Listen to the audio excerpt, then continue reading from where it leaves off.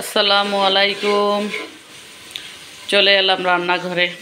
দেখি আমাদের বাবুর্চি আজ কি বসাচ্ছে। অনেকে আমার কাছে প্রশ্ন করে, আসলে এগুলির উত্তর দেয়া হয় না। যে আপু, আমার একটা বোন আছে, ঢাকাতে থাকে, ও মিরপুরে। আমার কাছে জানতে চায় প্রায় সময় যে আপু, আপনি রান্না করেন না যে? মিম রান্না করে। আসলে আমরা ঘরে তো এই দুজনেই মহিলা, তাই না? আর বুয়ার রান্না তো আমরা খাই না, প্রয়োজনে না খেয়ে থাকবো, শুধু ডিম ভাজি খাবো। তারপরও বুয়ার রান্না আমাদের ঘরে কেউই খায় না। হ্যাঁ, তো যার জন্য মিম যদি রান্না করে তাহলে আমি ভিডিও করতে পারি, আর এই জন্যই মিমকে দেখা যায়। আর আমি রান্না করতে আসলে মিম ভিডিও করতে খুব বিরক্তি বোধ করে। ও তখন এখান থেকে বের হয়ে গিয়ে ফ্যান সাইরা অথবা ভাইদের সাথে গিয়ে গল্প করবে, নয় ড্রয়িং রুমে বসে থাকবে অযথা।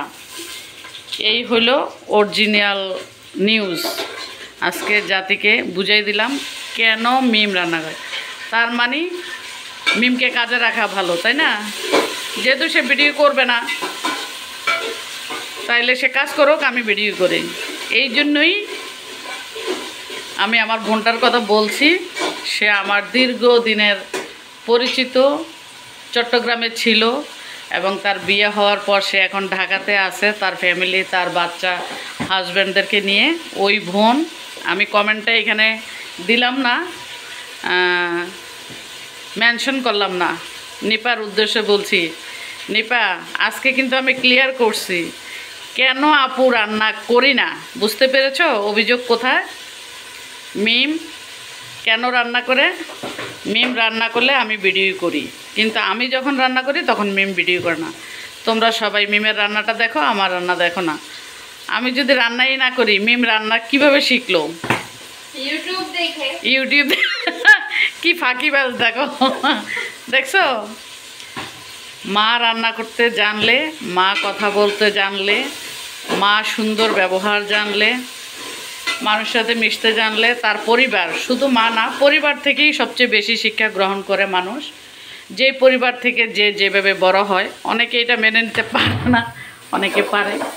তো যেহেতু আমরা একটু মানে সবসময় একটু ভোজন বিলাসী, রান্নাটা আমাদের সবচেয়ে বেশি প্রায়োরিটি অন্যান্য সব কাজের চেয়ে।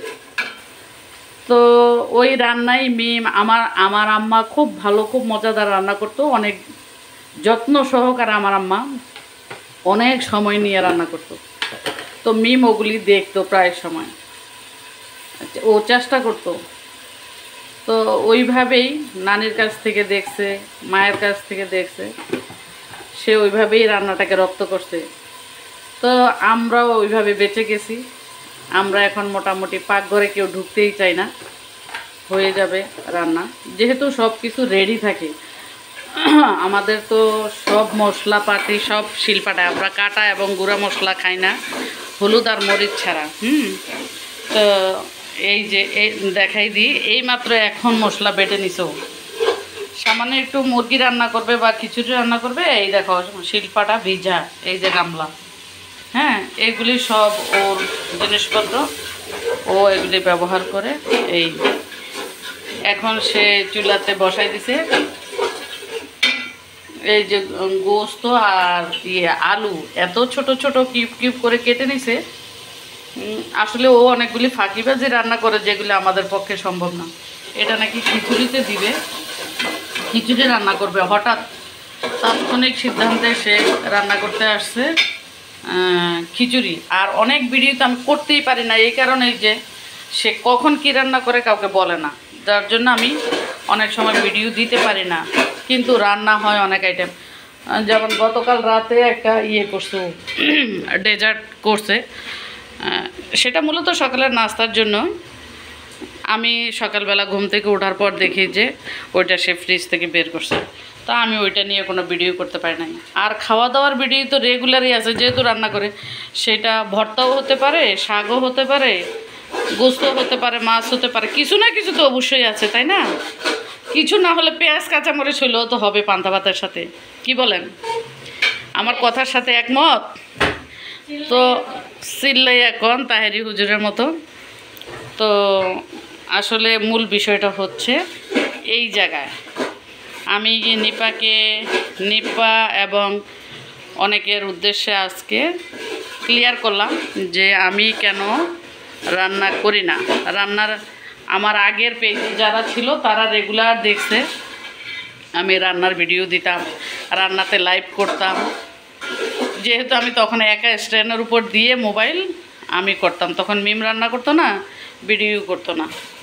তো এখন এই যে মাংস কষানো হয়ে গেছে সম্ভবত, এখন চালগুলো দিয়ে দিচ্ছে, চাউল আর ডাল, খিচুড়ি রান্না করতেছে।